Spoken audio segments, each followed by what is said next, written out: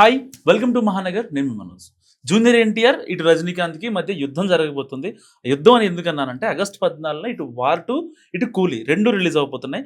So అంటే కొంతమంది చెప్పేది ఏంటంటే వార్ 2 ఎలాగూ పోస్ట్‌పోన్ అవుతది. కాబట్టి కూలీ రిలీజ్ చేయాలని చూస్తున్నారు. ఎందుకంటే ఆగస్టు 14, 15, 16 సో ఇదంతా లాంగ్ వీకెండ్. సో ఆ టైంలో రిలీజ్ చేయాలని ఇటు వార్ 2 ఇటు ఇంకా రజనీకాంత్ కూలీ కావచ్చు 2 సినిమాలు రెడీగా అవుతున్నాయి. కానీ ఏది ఆగుతుందో ఎవరికీ తెలీదు.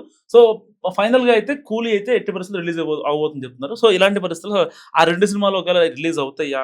లేదంటే ఒకళ్ళు ఉన్నారని చెప్పి ఇంకొకళ్ళు ఆగే ఛాన్స్ ఉందా? అసలు మాట్లాడదాం. మనతో పాటు ఫిల్మ్ క్రిటిక్ ధీరజ్ అప్పాజీ గారు ఉన్నారు. ఆయనతో మాట్లాడదాం. నమస్కారం సార్. నమస్తే మనోజ్. ఏంటి సార్ అంటే ఒకళ్ళని చూసి ఒకళ్ళు భయపడే పరిస్థితా? లేదంటే ముందుకు అడుగేటివేనా వెనక తగ్గేది లేదు? కాదు, నువ్వు ఇందాక అన్నట్టు నిజంగా 2 సినిమాలు ఒకే రోజు వచ్చినా కూడా లాంగ్ వీకెండ్ కాబట్టి అది ఆగస్ట్ 15th ఎలాగో సెలవు ఉంటుంది, 14th థర్స్డే వచ్చింది.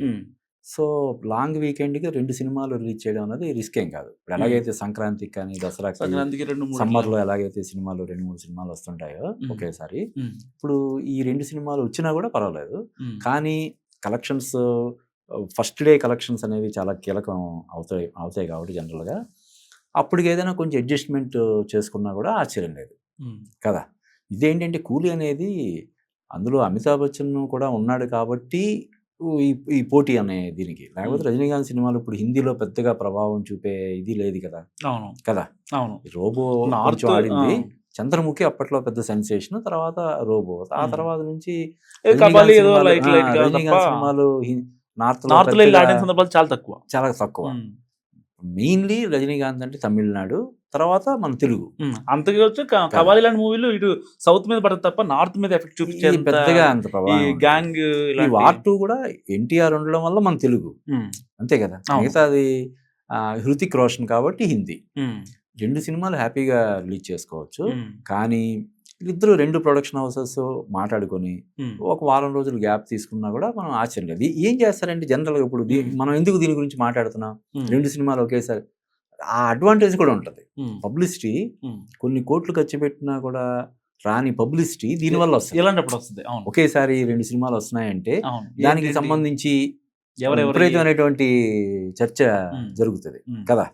సో దానివల్ల సినిమాకి డెఫినెట్గా కొంత అడ్వాంటేజ్ ఉంటుంది. పోటాపోటీగా ఉన్నప్పుడు ఈ 2 సినిమాల గురించి విని 2 సినిమాలు చూడాలని ఆడియన్స్ ఫిక్స్ అయినా ఆశ్చర్యం లేదు కదా. కూలీ సినిమా కాస్టింగ్ కూడా మామూలుదేం కదగా. రజనీకాంత్ ఉన్నాడు, మన నాగార్జున, అమితాబ్ బచ్చన్, చాలా పెద్ద కాస్టింగ్ కదా. ఇటు వార్ 2 కూడా ఫ్రాంచైజీ వార్ ఎంత పెద్ద హిట్ అయిందో మనం చూసాం.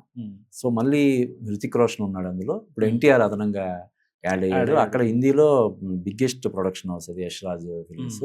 డైరెక్టర్ కూడా మంచి. కానీ వార్ 2లో ఎన్టీఆర్ రోల్ అంటే అంతగా ఉండదు అనేది ఒక చిన్న టాక్స్. అంటే నిజమేనా అది? ఎన్టీఆర్ ఎందుకు చేస్తాడు అటువంటిది? ఏదైనా అంటే కొన్ని దాంట్లో ఏదో విలన్ గా చేస్తున్నాడనో, లేకపోతే సేమ్ థ్రిల్లర్ కాన్సెప్ట్ అంటే ఈయన్ని తక్కువ చేయటం ఇదిగా ఉంటది. అలా కాదు, ఎన్టీఆర్ అలాగా క్యామియోలు లేకపోతే ఇటువంటి చేయాల్సిన అవసరం ఏముంది? అంత ఇంపార్టెన్స్ లేకపోతే ఇప్పుడు ఎన్టీఆర్ని పెట్టుకుని ఎన్టీఆర్ ఫ్యాన్స్ హర్ట్ అయ్యేలాగా చేస్తే ఎన్టీఆర్కి ఇచ్చిన రెమ్యూనరేషన్, భారీ రెమ్యూనరేషన్ ఎక్కడి నుంచి రావాలి? ప్రధానంగా తెలుగు. మరి ఎన్టీఆర్కి అంత ఇంపార్టెన్స్ లేదు, ఎన్టీఆర్ క్యారెక్టర్ సరిగా లేదంటే మన వాళ్ళు యాక్సెప్ట్ చేస్తారు, అవుట్ రైట్ గా రిజెక్ట్ చేస్తారు. నార్త్ ఇండియా ఇటు ఏపీ తెలంగాణ కలుపుతాం. మరి పని కట్టుకుని ఎన్టీఆర్ కి అంత పెద్ద మొత్తంలో పారితోషికం ఇచ్చి ఎందుకు పెట్టుకుంటారు వాళ్ళు?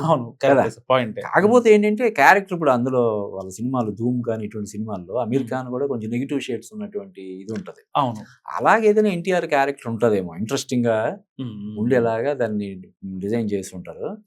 అంటే అందులోనూ మనం చూస్తే ఎన్టీఆర్ కి రామయ్య వస్తాయా రభస ఏదో లాస్ట్ ఫ్లాప్ సినిమా, ఆ తర్వాత నుంచి వరుసగా అన్ని సినిమాలు కూడా అంటే కొంచెం సక్సెస్ రేంజ్ లో కొంచెం అటు ఇటు తేడా ఉన్నా కూడా భాష దగ్గర నుంచి టెంపర్ గానీ, అరవింద సమేత గానీ, ట్రిపుల్-ఆర్ గానీ, నాన్నకు ప్రేమతో గానీ, ఇలా నువ్వు చూస్తే అసలు ఈ మధ్య కాలంలో డబుల్ హ్యాట్రిక్, ఎక్కడ కూడా గ్రాఫ్ లేదు. అంటే అసలు మెచ్యూరిటీ కూడా అలాగా సినిమాకి పెంచుకుంటూ వెళ్తున్నాడు. అంత తొందరగా ఏదో బాలీవుడ్ ఆఫర్ వచ్చింది కాబట్టి బాలీవుడ్ ఆడియన్స్ కూడా మనం ఎక్కువ ఫెమిలియర్ అవ్వచ్చు అన్న దీంతో కంగారు పడి చేయాల్సిన అవసరం లేదు కదా. పైగా ఇక్కడ తెలుగులోనే చేయడానికి బోల్డెన్ ప్రాజెక్టులు కొంతమంది డైరెక్టర్స్ లైన్లో ఉన్నారు. అవును కదా. కాబట్టి చాలా మందిగా అసలు ఆయన ఎన్టీఆర్ ఫ్యాన్స్ డిసప్పాయింట్ అయ్యేలాగా 100% ఉండదని నా అంచనా.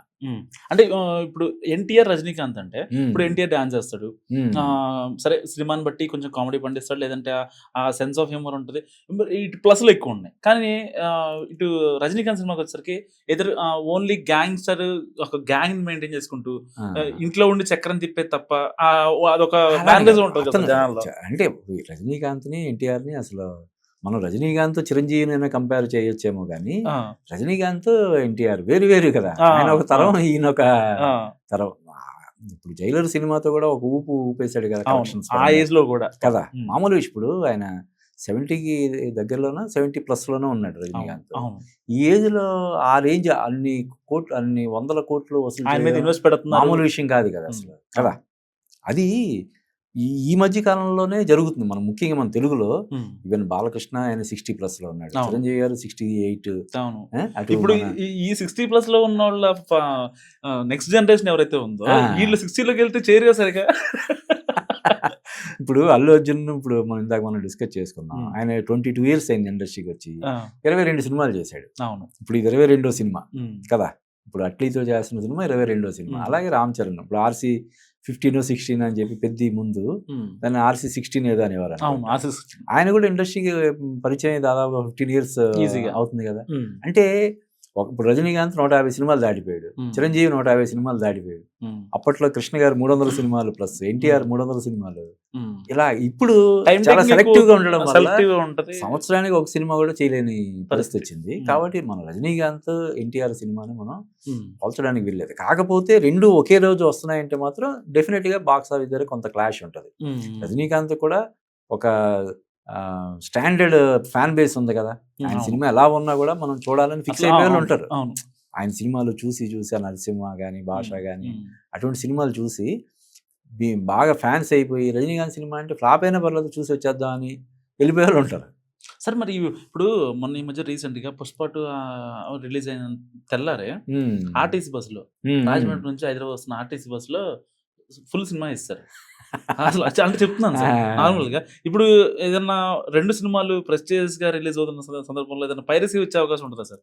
అసలు చెప్తున్నా అంటే 2 బ్యానర్స్ ఇక్కడ దీని పోలికతో సంబంధం లేకుండా పైరసీ చేసే వాళ్ళ పని వాళ్ళు చేస్తూ ఉంటారు కదా. అది వాళ్ళకి పెద్ద అండి ఒక పెద్ద నెట్వర్క్ ఉంటుంది. మనం చూసాం తమిళ్ దాంట్లో ఎవరో వాళ్ళు ఛాలెంజ్ చేసి మరీ సినిమాలు మేము చేస్తాం దమ్ముండి. ఇప్పుడు పుష్పలో ఉంటా చూడేలాగా దమ్ముంటే షకావత్ లాగా మీకు దమ్ముంటే మమ్మల్ని పట్టుకోండి అని చెప్పి ఛాలెంజ్ చేసి మరీ చేస్తున్నారు. అంటే ఇదేమవుతుందంటే ఇప్పుడు ఎక్కడెక్కడో సినిమా రిలీజ్ అవుతుంది ఓవర్సీస్ లో.